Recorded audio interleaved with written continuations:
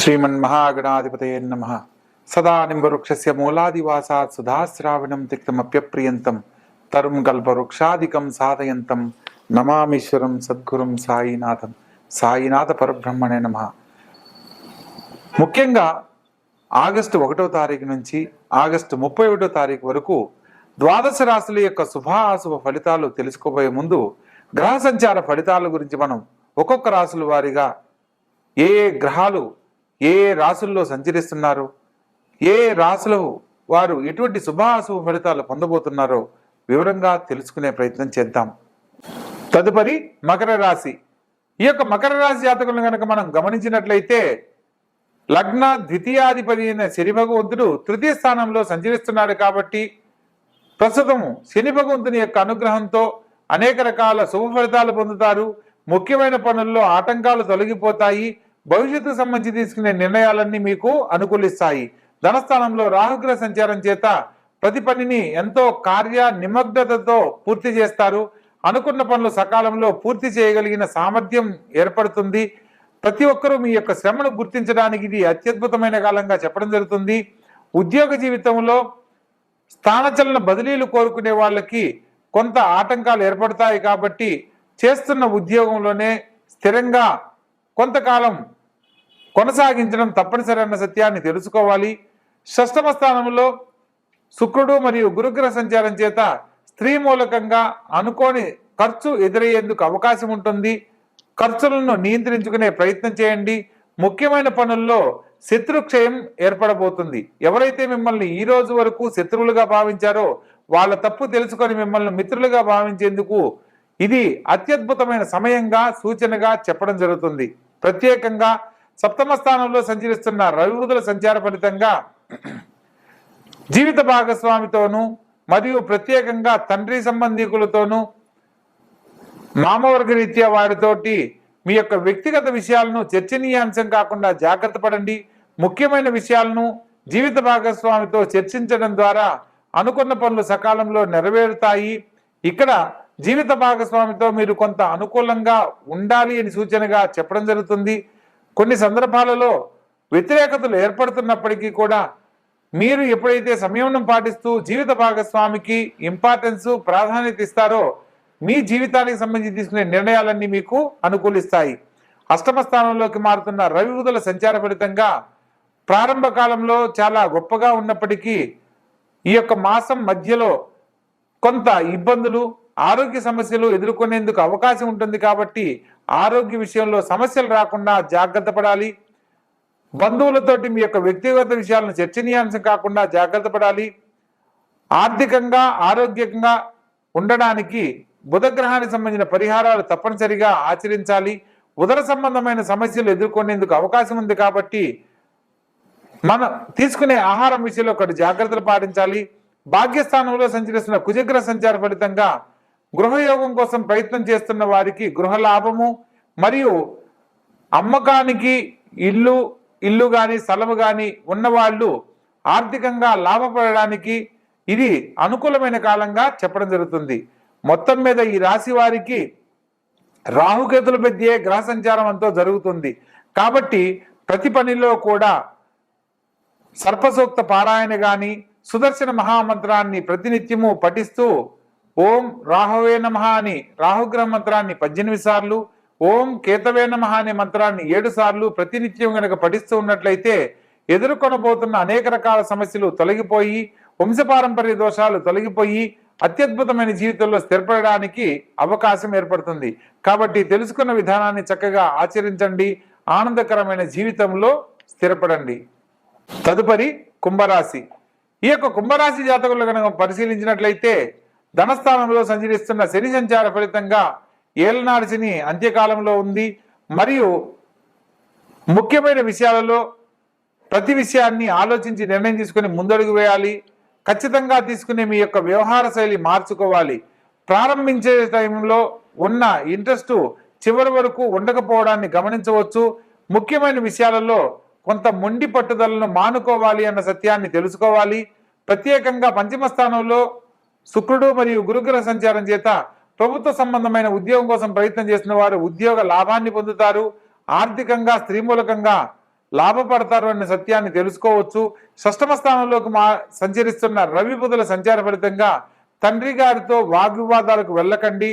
జీవిత భాగస్వామితో వాగ్వివాదాలకు వెళ్ళకూడదన్న సత్యాన్ని తెలుసుకోవాలి. ముఖ్యమైన విషయాలలో వ్యాపార రంగంలో మీ యొక్క తోటి భాగస్వాములతోటి కూడా ఆచితూచి వ్యవహరించడం తప్పనిసరి. అదేవిధంగా సప్తమ స్థానంలో సంచరిస్తున్న రవి బుధులతో పాటు కేతుగ్రహ సంచార ఫలితంగా జీవిత భాగస్వామితో ఎటువంటి ఎడబాటు రాకుండా జాగ్రత్త పడాలి. ఖచ్చితంగా మాట్లాడి మీ యొక్క వ్యవహార ధోరణిని మార్చుకోవాలి. తండ్రి గారితోటి సఖ్యతతో మెలగాలి అన్న సత్యాన్ని తెలుసుకోవాలి. అష్టమ స్థానంలో కుజగ్రహ సంచారం జరుగుతున్న కారణంగా కోర్టు ద్వారా పరిష్కారం కాని సమస్యలు కొంత వాయిదా వేయడం ఎంతో మంచిది. అష్టమ స్థానంలో కుజగ్రహ సంచారం జరిగేటప్పుడు వాహనాలు నడిపే విషయంలో ఒకటి జాగ్రత్తలు పాటించాలి. దూర ప్రాంత ప్రయాణాలు మానుకోవాలి. ఎవరికి కూడా ధన సంబంధమైన విషయాలలో ఎటువంటి హామీలు ఇవ్వకూడదన్న సత్యాన్ని తెలుసుకొని నడుచుకోవాలి.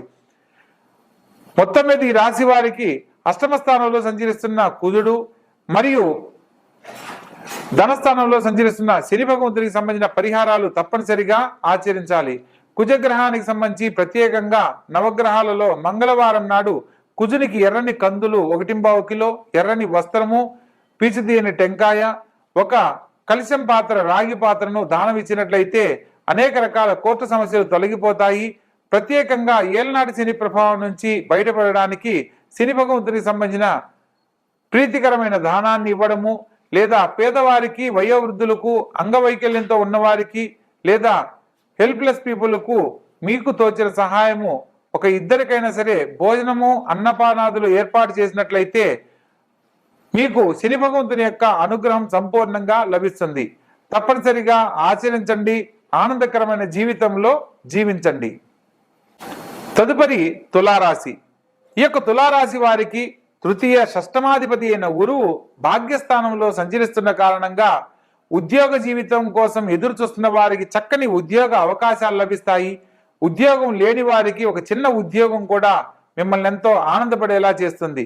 ప్రత్యేకంగా పంచమ స్థానంలో రాహుగ్రహ సంచారం జరుగుతున్న కారణంగా సంతాన భాగ్యం కోసం ఎదురు చూస్తున్న వారు ఆరోగ్య విషయంలో ఒకటి జాగ్రత్తలు గనక పాటించినట్లయితే సత్సంతాన భాగ్యాన్ని పొందుతారు. ప్రత్యేకంగా కుటుంబంలో తల్లిదండ్రుల మాట జవదాట రాదు అన్న సత్యాన్ని పిల్లలు తెలుసుకోవాలి. షష్టమ స్థానంలో శని సంచార ఫలితంగా 1, 6, 12 శని భగవంతునికి రాజయోగ స్థానాలు కాబట్టి తప్పనిసరిగా శని భగవంతుని యొక్క అనుగ్రహం లభిస్తుంది. ముఖ్యమైన విషయాలలో మీ యొక్క మాట పట్టింపులకు వెళ్లకుండా జాగ్రత్త పడాలి. ఖచ్చితమైన నిర్ణయాలు తీసుకోవాలి అన్న సూచనను తెలియజేయడం జరుగుతుంది. ప్రత్యేకంగా భాగ్యస్థానంలోనే లగ్న అష్టమాధిపతి అయిన శుక్రుడు కూడా సంచరిస్తున్నాడు కాబట్టి కొంత స్త్రీ మూలకంగా ధనం ఖర్చు అయ్యే అవకాశం ఉంటుంది. కాబట్టి ఖర్చును నియంత్రించుకునే విషయంలో ఒకటి జాగ్రత్తలు పాటించండి.